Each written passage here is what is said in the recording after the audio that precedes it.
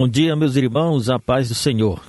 Hoje daremos continuidade do segundo dia de exposição do livro de Provérbios, os capítulos 4, 5 e 6. Entrando no capítulo 4, uma exortação paternal, versículo 1 e 2. Filhos, escutem seus pais. Feliz é o filho cujo pai é um sábio e conhece a boa conduta e a boa doutrina, e transmite com fidelidade à sua família. Feliz é o filho que tem ouvidos abertos e olhos atentos e o coração preparado para acolher com humildade a instrução do pai. Os filhos que recebem a boa doutrina dos pais e não se apartam desse ensino são bem-aventurados na vida.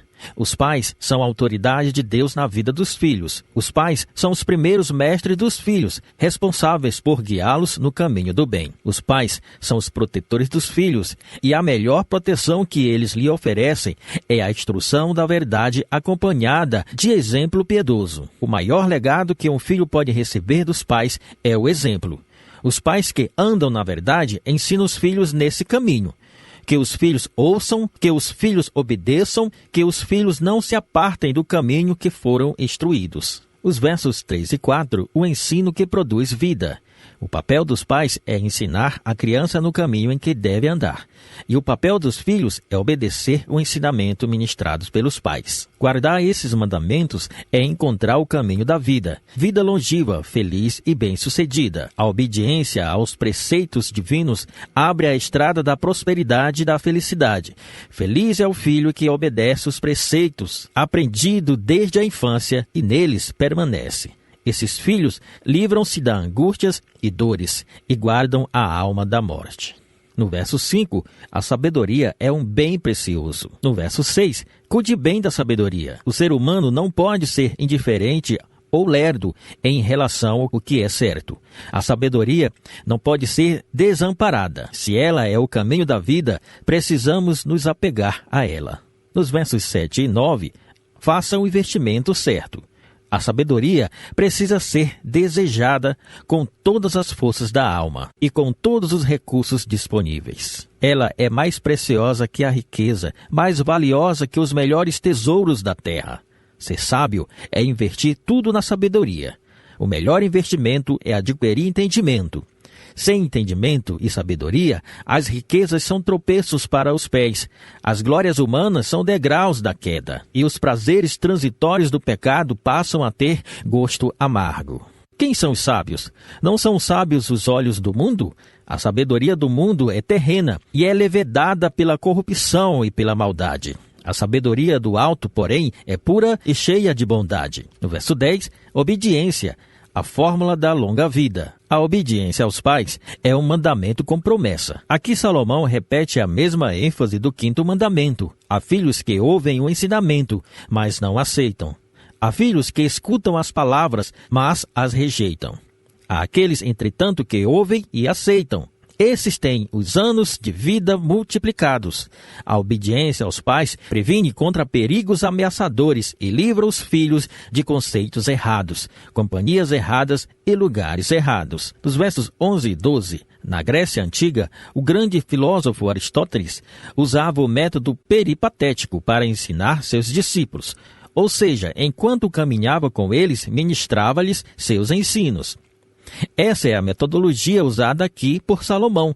A sabedoria é ensinada no caminho. Ensinar no caminho significa andar junto, estar ao lado, ser exemplo. A sabedoria não é apenas um destino aonde se vai, mas uma maneira como se caminha. Aqueles que ensinam precisam caminhar com seus discípulos. O exemplo é a única forma eficaz de ensinar. O verso 14 retrata do valor da instrução. Ouvir sem praticar é como olhar no espelho e depois ir embora sem se lembrar de sua aparência. Não basta ouvir o que Deus preceitua em sua palavra. Precisamos reter essa instrução. Os versos 14 e 15, fuja do caminho dos perversos. Os versos 16 e 17, a compulsão para o mal. Os perversos e os maus se alimentam de maldade e têm como propósito de vida derrubar aqueles que andam retamente. Seu triunfo é fazer tropeçar aqueles que caminham pela vida. O pão do perverso é a impiedade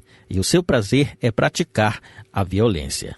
No verso 18, um caminho cheio de luz. Salomão constata o caminho dos maus como a veredas dos justos. No versículo anterior fala do homem mau, que vive na escuridão. Nesta habita a luz que esparrama sua claridade, como os raios do sol que surge nas encostas dos montes. A vereda do justo não é apenas um caminho iluminado, mas um caminho cuja luz vai crescendo como a luz do sol até o dia perfeito. O justo é o filho da luz e é também a luz do mundo. Dos versos 20 ao 22, os benefícios da palavra de Deus. Queridos, trago aqui uma bela ilustração verídica. O missionário Ronald de Almeida ensinava durante alguns anos a palavra de Deus ao povo Concumba, em Gana, na África. Certa feita, depois de ensinar versículos da Bíblia a várias pessoas que vinham de aldeias distantes, uma mulher tomou seu caminho de volta para casa. Depois de caminhar 3 dias a pé, esqueceu-se de um versículo e não hesitou em voltar ao missionário. Quando este a viu, ficou surpreso e perguntou: "Por que você voltou?" Ela respondeu: "Porque me esqueci de um versículo." E ele retrucou: "Ah, mas não precisava voltar só por isso." A mulher respondeu: "A palavra de Deus é muito preciosa para ficar perdida pelo caminho. Devemos inclinar nossos ouvidos, abrir os nossos olhos e franquear nosso coração para entendermos e aprendermos a palavra de Deus." No verso 23, o nosso coração é o reservatório inesgotável. Qual razão Salomão aduz para guardarmos o coração? Porque dele procedem as fontes da vida. O coração, na cultura hebraica, é o centro da personalidade. O que pensamos, sentimos e realizamos emana do coração. Dessa fonte jorra toda a expressão do nosso ser. Se essa fonte for limpa, então toda a nossa vida desabotoará em terrenos cristalinos. Porém, se essa fonte estiver poluída, tudo que daí proceder levará consigo as marcas da poluição. O verso 24, cuidado com o que você fala. Ninguém pode ser sábio se sua boca destilar a falsidade e os seus lábios forem arautos da perversidade. A língua é um pequeno órgão do corpo, mas governa totalmente. É como o freio de um cavalo ou um leme de um navio. O freio tem o propósito de controlar a força do cavalo, e o leme tem a função de guiar o navio nas águas profundas dos mares. A língua é como fogo e como veneno. Pode destruir rapidamente uma pessoa. Por outro lado, a língua pode alimentar alguém como uma árvore frutífera e como uma fonte. A vida e a morte estão no poder da língua. Podemos matar ou dar vida aos nossos relacionamentos, dependendo da maneira como nos comunicamos. Devemos afastar dos nossos lábios a mentira, a acusação falsa e a maledicência descaridosas. Devemos afastar os nossos lábios das palavras torpes e proclamar apenas palavras boas para a edificação, conforme a necessidade, transmitindo graça aos que ouvem. Nossa língua precisa ser fonte de vida e não cova de morte, canal de bênção e não instrumento de maldição. O verso 25, cuidado com o que vê. Jesus disse que os olhos são a lâmpada do corpo. Se os nossos olhos forem bons, toda a nossa vida será luminosa. Porém, se os nossos olhos forem maus, estaremos mergulhados em densas trevas. Os versos 26 e 27, cuidado com os lugares em que você anda. Muitas pessoas caminham para a morte deliberadamente. Colocam os pés em caminhos sinuosos e escorregadios, andam em estradas eirivadas de perigos, trafegam por sendas cheias de bifurcações e encruzilhadas que conduzem a alma para longe de Deus. Como devemos ter cuidado com os nossos pés? Devemos nos afastar do caminho dos pecadores e da roda dos escarnecedores. Devemos fugir horrorizados de todo o ambiente que possa ser um laço para os nossos pés. Queridos, vimos aqui no capítulo 4 que a sabedoria é totalmente suprema. Agora, entraremos no capítulo 5. O capítulo inteiro trata-se de uma advertência contra o adultério. Dos versos de 1 a 3, Salomão está ainda dando instruções acerca da sabedoria e agora alerta sobre o perigo da mulher adúltera. No verso 4, uma sedução que traz a morte. No verso 3, Salomão fala que a mulher adúltera, suas palavras são mais suaves que o azeite. Tudo nessa mulher é sedutor. No verso 4, mas o final é amargo como fel e afiado como uma espada de 2 gumes. O fel era uma erva amarga e a espada de 2 gumes era uma arma mortal. A sedução mais perigosa vem daquelas ou daqueles que escondem atrás de máscaras atraentes e usam todo o jogo de sedução para atrair com os seus encantos os imprudentes. Embora essa sedução venha envelopada com palavras doces, o fim dessa linha é amargo como o absinto. Embora a cama do adultério seja cheia de prazeres picantes, no fim, ela se transforma na marca da morte. Assim é o pecador, atraente aos olhos, mas perigoso para a alma. Tem cheiro de prazer, mas depois exala enxofre. Tem colorido atraente, mas depois revela densa escuridão. O adultério é a quebra do 7º mandamento da lei de Deus. É obra da carne. O adultério é pecado, e o salário do pecado é a morte. Os adúlteros não herdarão o reino de Deus. Eles são lançados no lago de fogo. A menos que se arrependem e abandonem esse caminho trevoso, descerão ao abismo no qual passarão toda a eternidade.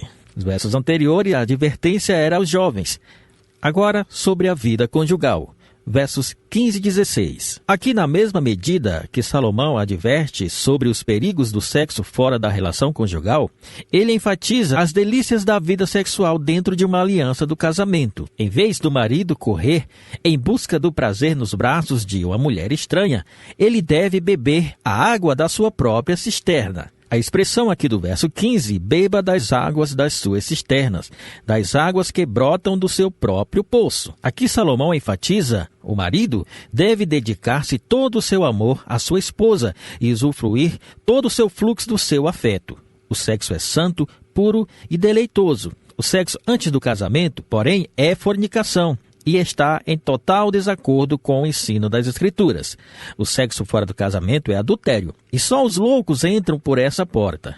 Mas o sexo no casamento é ordenança divina. Se a prática do sexo antes e fora do casamento constitui pecado, a prática do sexo no casamento é mandamento. O marido não tem direito de privar sua mulher do prazer sexual. Nem a mulher pode sonegar o seu marido esse privilégio. Ao contrário, o leito conjugal sem mácula deve ser uma fonte de prazer, um manancial de delícias, um jardim de carícias, um rio transbordante de afetos, em que o marido e a mulher se abastecem continuamente. Todo esse reservatório de delícias deve ser usufruído pelo cônjuge e só por ele.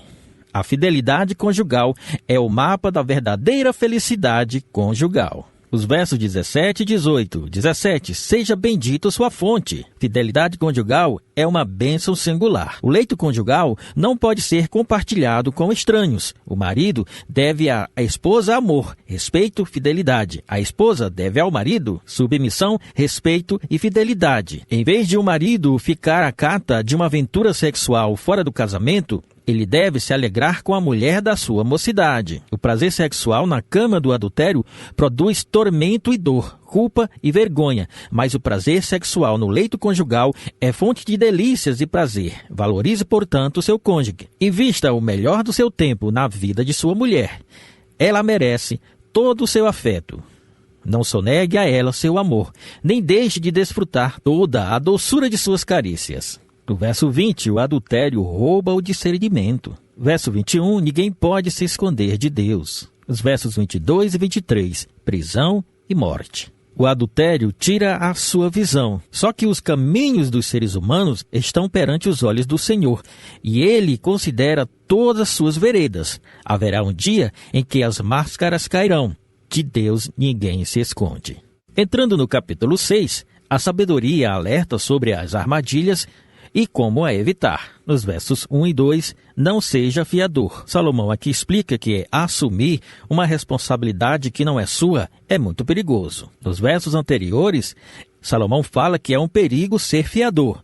E nos versos 3 e 5, ele fala: você ainda não foi chamado a ser um fiador? Fuja enquanto é tempo. Lute com todas as suas forças para não perder os seus bens. Do verso 6 ao 8, a formiga, a nossa pedagoga. O sábio é aquele que tem os olhos abertos para contemplar a riqueza da criação de Deus e aprender com ela. Salomão coloca no palco uma sábia pedagoga e nos convida a aprender com ela. A formiga é trabalhadora, apesar de não possuir chefe oficial nem comandante. No estilo, prepara seu pão e durante a colheita ajunta seu mantimento. A formiga sabe que no inverno não se pode trabalhar. Então, cuidadosa e previdentemente, faz seu estoque para ter em abundância no período invernal. Ela é precavida, preventiva e provedora. Dos versos 9 a 11, Salomão faz uma comparação e dá exemplo de uma formiga, não só ao preguiçoso, aquele que não quer trabalhar, mas também aquele que é trabalhador, é empresário e é um empreendedor. Não deixa as decisões importantes da vida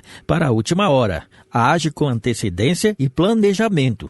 A formiga trabalha de modo planejado e incansável no tempo da colheita, para ter provisão necessária no tempo em que não se pode trabalhar. Salomão também exorta os preguiçosos a aprenderem com a formiga. Há pessoas que passam por crises e necessidades porque não são precavidas. Vivem descuidadamente, não gostam de trabalhar, não planejam nem saem ao campo a fim de ganhar o pão de cada dia e fazer uma poupança para os tempos difíceis. Olha, a formiga não fez um curso de gestão financeira, nem tem diploma de economia, mas se apresenta como pedagoga para ensinar grandes e duradouras lições na área da administração e da economia. As formigas, em seu planejamento, sabem a hora de trabalhar e a hora de descansar. Dos versos 12 ao 14, fala do homem mau, que entrega todo o seu corpo à prática da maldade. Ele usa boca, olhos, pés, mãos e coração. Tudo isso é colocado a serviço da sua perversidade. Ou seja, esse homem de Belial não é mau porque pratica o mal. Ele pratica o mal porque ele é mau. Mas no verso 15 mostra o final do tipo dessas pessoas. Tudo que fez de maldade recairá sobre ele. Aquilo que ele plantou, colherá. Dos versos 6 ao 19, queridos, existem atitudes no homem que Deus odeia, mas uma ele detesta. O pecado que Deus mais abomina é o pecado da intriga, ou seja, daqueles que semeiam contenda entre os irmãos. O maior de todos os mandamentos da lei é amar a Deus e ao próximo. Jogar uma pessoa contra outra é o pecado a qual a alma de Deus mais abomina. Se um indivíduo é conhecido como filho de Deus por ser um pacificador, então os que promovem contenda entre os irmãos são objetos do maior desgosto de Deus. A alma de Deus abomina o pecado da intriga. A partir do verso 20, uma advertência contra o adultério. Mas nos versos 20 a 22, Salomão aconselha a ter compromisso com a obediência. A obediência é o caminho da segurança e da bem-aventurança. Dos versos 23 ao 35, a proteção contra a mulher adúltera e o resultado daqueles que se deixarem ser seduzidos pela mulher adúltera. A vida sexual desregrada não começa com a luxúria, mas com a desobediência aos preceitos de Deus. O mandamento que emana das Escrituras é uma lâmpada que ilumina o nosso coração e clareia o nosso caminho. Por isso, a obediência à palavra de Deus é um freio moral que nos protege de quedas vergonhosas. É uma blindagem da alma contra as ameaças sutis do pecado. Pois se não ficarem atentos aos mandamentos, como está escrito no verso 32, ao se entregarem ao adultério, por si mesmo se destrói. Amém, queridos? Que Deus abençoe a todos. Hoje finalizamos mais um dia de exposição. Que possamos aprender, remoer tudo aquilo que foi passado hoje, para que possamos crescer e crescer a cada dia mais no conhecimento e da graça do nosso Senhor. Tenha um bom dia, meus irmãos. Até amanhã, se Deus quiser.